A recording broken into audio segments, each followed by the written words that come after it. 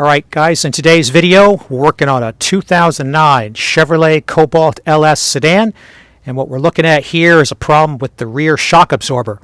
If we zoom in here, when you see this kind of oily residue appearing on the shock where the dirt and sand are starting to stick to it, that's indicative of the top seal has given out on the shock absorber and it's time to replace it. It's a pretty easy job. You're just going to need to have a couple of different sockets. We're going to need to have an 18 millimeter for the top, and we're going to need to have a 21 millimeter for the bottom. So we're just going to pull these two bolts, and I'll show you what we're replacing that with.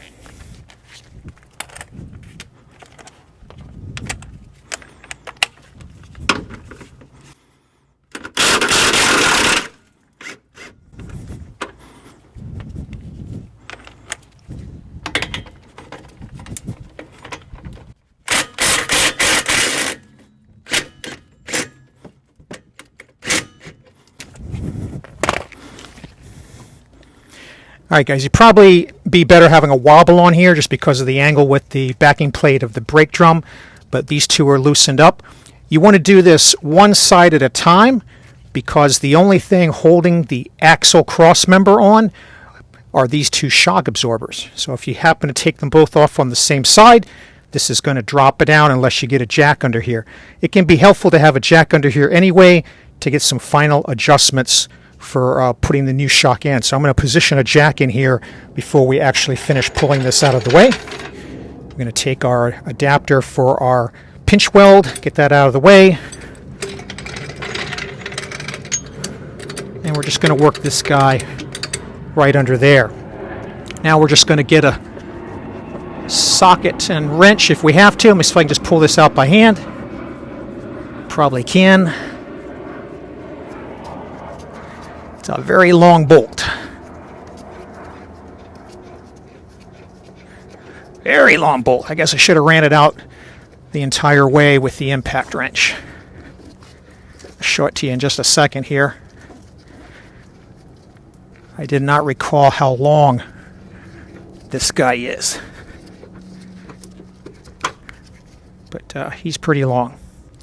Alright, so we got that guy. He's got kind of like an odd shape to him to help line it up and make sure you're going in correctly. Kind of like a half cut there.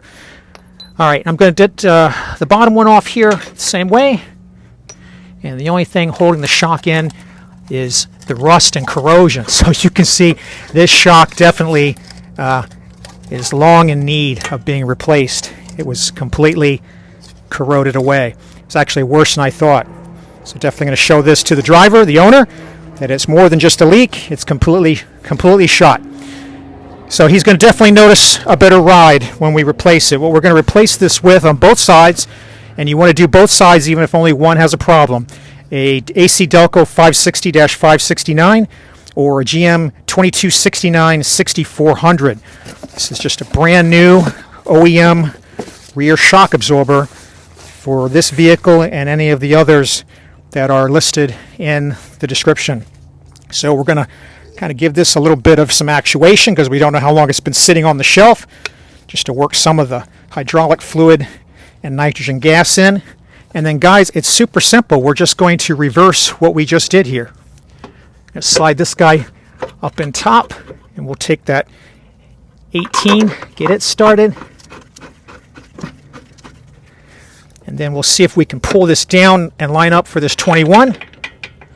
And this is where the jack might be helpful if you need to move it up a little bit like I do here.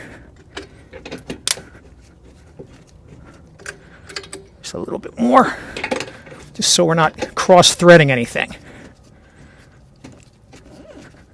And then we're going to get a torque wrench and we'll torque it up to the spec in the service manual. Let me give you a shot at the service manual and what the specifications are for this, but it's that simple.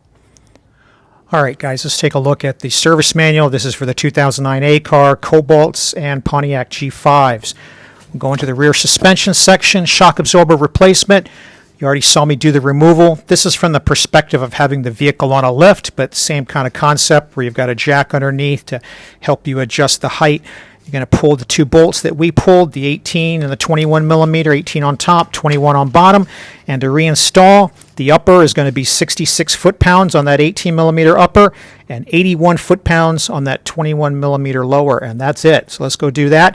The only other thing I'll show you here is the service manual talks to the GM technicians about drilling some holes to let out the oil and the gas before disposing of the shock. Depending on where you are, you may need to do this, so I'll put this on here for you. There's these 4 steps that are listed here along with the picture, and then these 2 steps that are listed here.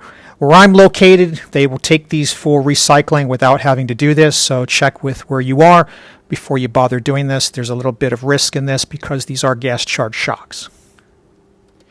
All right, guys, let's do this top one to 66 foot-pounds.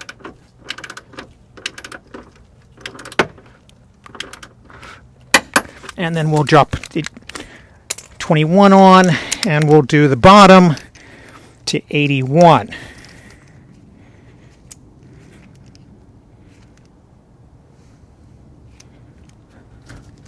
This time we've thrown a little swivel on here to get past the backing plate without doing any damage.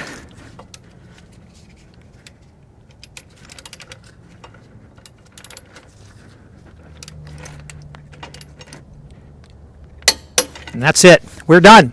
We just repeat this on the other side.